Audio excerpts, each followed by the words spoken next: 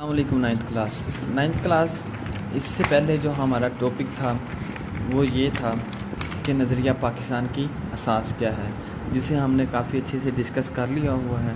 उससे रिलेटेड भी कोई क्वेश्चन हो तो आप पूछिएगा। जो आज हमारा टॉपिक है वो इम्पोर्टेंट भी है आपको शॉर्ट क्वेश्चन के हवाले से, और वैसे भी आपकी एक तरीका हिस्सा है कि हमारे मुसलमानों के साथ क्या क्या ज़्यादतियाँ होंगी। तो हिंदुस्तान में मुसलमानों की माशी महरूमी यानी कि इकनॉमिक डेप्रीवेशन जो आई थी मुसलमानों को इंडिया में, वो क्या थी। तो आपको पता है कि 1857 में एक जंग लड़ी गई जो हिंदू और मुसलमानों दोनों ने मिलकर अंग्रेज़ों के ख़िलाफ़ लड़ी। ठीक है, तो क्या हुआ इस लड़ाई के मामले में कि जो अंग्रेज़ हैं, जाहिर सी बात है वो ज़्यादा अक्सरियत में थे और उनके पास ज़्यादा पावर थी, ज़्यादा टेक्नोलॉजी थी, तो वो हमसे जीत गए। तो फिर एंड में क्या हुआ, जो हिंदू हैं ना, उन्होंने एज़ यूजुअल मुसलमानों को फंसाकर खुद बरी ज़िम्मा हो गए। वो इस तरह के उन्होंने सारा का सारा इल्ज़ाम मुसलमानों पर और मुसलमान अकाबरीन, मुसलमान जो लीडर थे उन पर लगाकर खुद कह दिया कि हम इसमें शामिल ही नहीं थे, हमें ज़बरदस्ती इन्होंने शामिल किया है। तो हम किताब से भी पढ़ लेते हैं क्या है। 1857 की जंग आज़ादी ख़त्म हुई तो मुसलमानों पर जुल्म और सितम के पहाड़ टूट पड़े। वो इस तरह से टूट पड़े क्योंकि हिंदुओं ने क्या किया, इस जंग में मुसलमानों का साथ दिया, लेकिन मुसलमानों को तमाम कार्रवाइयों का ज़िम्मेदार देकर खुद बरी ज़िम्मा हो गए। ठीक है, तो इसकी वजह से क्या हुआ, अंग्रेज़ों को मुसलमानों पे गुस्सा आ गया। उन्होंने फिर क्या किया, सबसे पहले उन्होंने क्या किया, जो मुसलमान थे उनको नौकरियों से निकाल दिया, खुसूसन जो फ़ौज की नौकरी थी वहाँ से निकाल दिया।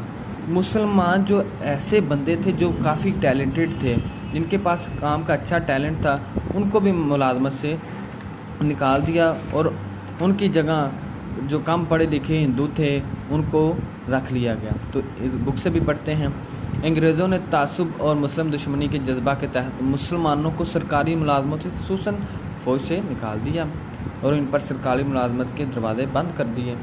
मुसलमान अपनी काबिलियत और इस्तेहकाक के बावजूद कम तर अहलियत के हामिल हिंदुओं को मुकाबले में मुलाजमत से रखे जाते थे। जाहिर सी बात है, हिंदू जो है उन्होंने मैनिपुलेट किया मामले को और कहा कि इन्होंने हमसे करवाया। तो अंग्रेज़ों ने गुस्से से क्या किया कि हिंदुओं को प्रायोरिटी दे दी मुसलमानों के ऊपर। सेकंड पॉइंट जो है वो ये है कि मुसलमानों की जगीरें हैं, जायदादें हैं, सब उनसे छीन ली गई और जो बाज़ मुसलमान किसान हैं उनको ज़मीनों से ही निकाल दिया गया। ठीक है, और उनकी जगीरें, उनकी जायदादें गैर मुसलमानों को इनाम के तौर पर बांट दी गई। ठीक है, फिर क्या हुआ, मुसलमान की जो हालत है वो ख़राब हो गई, मुसलमान सड़कों पे आ गए और मुसलमान क्या हुआ, मालिक की बजाय मज़ारे बन गए। फिर सर सैयद अहमद ने इस सिचुएशन का जो है एक बेहतरीन नक्शा निकाला और उसको एक लाइन में परो दिया। इस लाइन को लाजमी याद रखिएगा, कोई बला आसमान से ऐसी नहीं उतरी जिसने ज़मीन पर पहुंचने से पहले किसी मुसलमान का घर न ढूंढा हो। तो इसको फिर पढ़ लेते हैं। अगर मुसलमानों की जगीरें छीन गई, उनकी जायदादें ज़ब्त कर ली गई, मुसलमानों किसानों को ज़मीनों से बेदखल कर दिया गया, जगीरें और ज़मीनें गैर मुसलमानों को बतौर इनाम दे दी गई, मुसलमान मालिक की बजाय मज़ारे बन गए। सर सैयद अहमद ने एक ऐसा नक्शा खींचा कि कोई बला आसमान से ऐसी नहीं उतरी जिसने ज़मीन से पहुँचने से पहले किसी मुसलमान का घर ना ढूंढा हो। तो ये वही बातें हैं, अगर आप इनको पॉइंट्स के और जैसे मैं आपको बता रहा हूँ इसको ऐसे ही याद रखें तो आपके लिए इजी हो जाएगा। तो फिर थर्ड पॉइंट जो था वो भी बिल्कुल आसान था। क्या था, उन्होंने क्या किया, मुसलमानों के कारोबार बंद कर दिए। जो है अंग्रेज़ों ने, जाहिर सी बात है, उन्होंने उनके साथ जो मिल के उनको बटरिंग की हिंदुओं ने अंग्रेज़ों को। तो क्या किया, अंग्रेज़ों ने जो जायदादें और जो दूसरी चीज़ें हैं वो मुसलमानों से लेकर हिंदुओं को बांटना शुरू कर दी और उनको रायत दी डिफरेंट मामलात में। हिंदुओं ने क्या किया, तिजारत के मामले में अपनी इजारादारी कायम कर ली और मुस्लिम तिजारत पेशा इक़्तिसादी बुरहान का शिकार हो गए। जाहिर सी बात है, जब उनको कारोबार करने ही नहीं दिया जा रहा, तो जब वो कुछ कर ही नहीं सकते, तो यही सब कुछ होना है।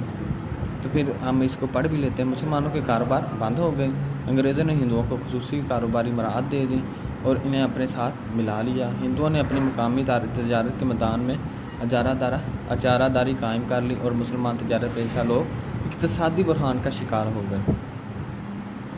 फिर 4th पॉइंट है, हम इसको भी डिस्कस कर लेते हैं। बरतानिया में सनती इनकलाब के नतीजे में वहाँ उम्दा और सस्ता माल तैयार होने लगा। जाहिर सी बात है, बरतानिया में तब इंडस्ट्रियल रेवोल्यूशन आ गया, ठीक है, उन्हीं दौर में, और वहाँ पे ऐसी मशीनें लग गई जो सस्ता और जो बल्क अमाउंट में चीज़ें बनाने लग गई, जो हिंदुस्तान में दरामद किया जाने लगा।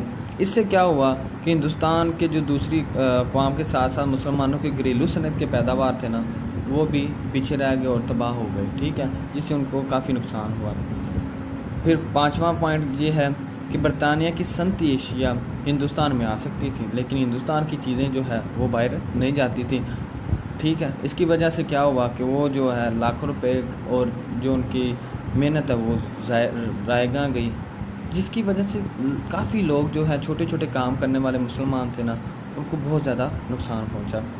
तो ये है आपका छोटा सा टॉपिक, आपने इसको पॉइंट्स की सूरत में याद करना है, इसको हैवी नहीं लेना, और अगर आपको ज़्यादा लगे तो आपने मुझे बताना है कि ये ज़्यादा है, तो मैं फिर इसके बारे में भी आपसे डिस्कस कर लूँगा। अल्लाह हाफ़िज़ नासिर।